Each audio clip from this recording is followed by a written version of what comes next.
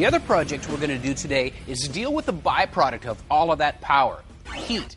And I don't know about you, but riding around feeling like a burrito in a microwave is not my idea of having a good time on the racetrack. So we're going to deal with that problem. But we're not going to stack up a whole bunch of heat insulation tiles because, number one, they weigh a lot. And we're conserving weight on this truck, trying to keep the whole entire vehicle weight down. So we're going to show you guys how to use a product that is easy to prep, and get it just about anywhere, and doesn't weigh very much. Lizard skin. So why all the cardboard? Well, those of you who've been watching trucks for a long time, you might remember the 67 Chevy pickup Project Copperhead. Well, I painted that truck, top and bottom. And the way we're going to shoot the lizard skin insulation on the bottom of this truck is the same way I shot the floor pan, with the truck tipped back on the back of its cab. Cardboard, of course, is to protect the sheet metal. Work smarter, not harder.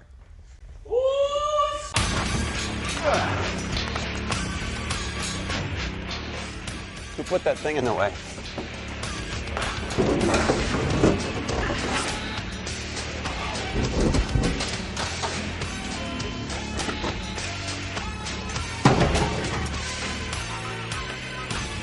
That's one way to clean it out.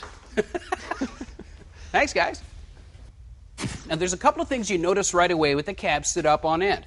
The first one is, well, we've got a really good rust-free cab. The second one is this. That's the factory sealer. There's absolutely no sound or heat insulation on the bottom of this cab. And with the truck being low, the exhaust heat is just going to radiate up into the cab. So we're going to do something about that. We're going to scuff the entire bottom with these scuffing pads, and it's also going to give us the opportunity to give it a bit of a cleaning.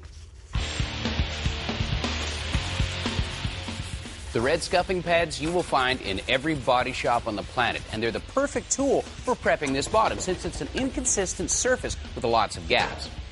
The prep solvent we're using for final wipe is also a body shop staple, but we got ours from Duplicolor, which means you can get it at just about any automotive retail store in the country. And it's always a great idea to chase out any solvents from your pinch welds or gaps with a little compressed air.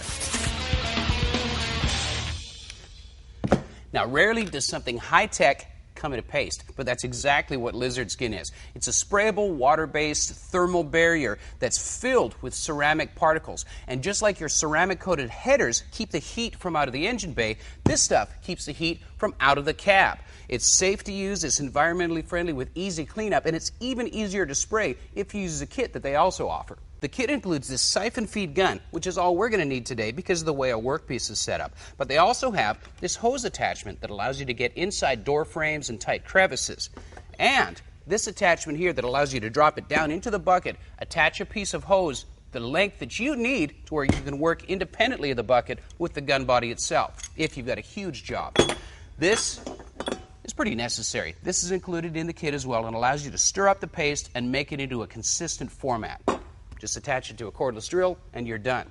Now, it does require a little bit of safety equipment. It doesn't atomize or produce overspray, and it is water-based, but they do recommend that you wear a dust filter mask. Glasses come in handy if you're spraying upside down. We're not, so we don't need them.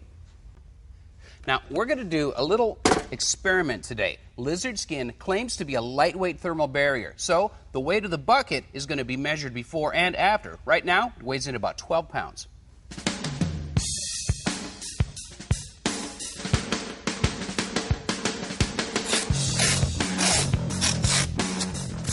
Now, we're masking for obvious reasons, to keep the lizard skin from going into places that we don't want it to go into. But it's not like a paint job, in the sense that all we need is 18 inches of masking paper to control the minimal overspray that we're going to have. The biggest thing we're masking for is the square chassis harness on the bottom of the cab and a couple of threaded bosses. Now, with the lizard skin mixed to the consistency of peanut butter, I've put it in the gun and I'm testing the gun pattern on a couple of places. Now, the gun, which comes in the kit, is a huge pressure-fed gun with a giant orifice. So the pattern is not going to be like a spray gun pattern. It's a round pattern and about 2 inches wide. But you can see how effective it is for this material. By the way, I've got my gun pressure set at 35 pounds at the inlet.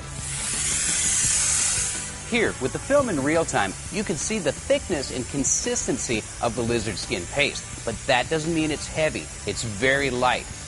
The magic here is the ceramic particles that are loaded into the paste that literally deflect the heat from the surface that it's sprayed onto. we're going to be using 2 coats of the lizard skin on the bottom.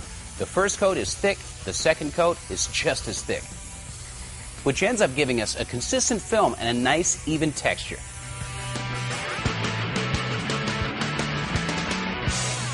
So now the bucket weighs 7 pounds. That means there's 5 pounds of material gone from the bucket. Just for the sake of argument, let's say we wasted a pound from cleanup, overspray, and overmix. So that means we've got 4 pounds of additional weight on the vehicle, on the floor pan. 4 pounds to give us a 30% reduction in interior temperatures. And everybody knows that less weight means the same thing as more horsepower.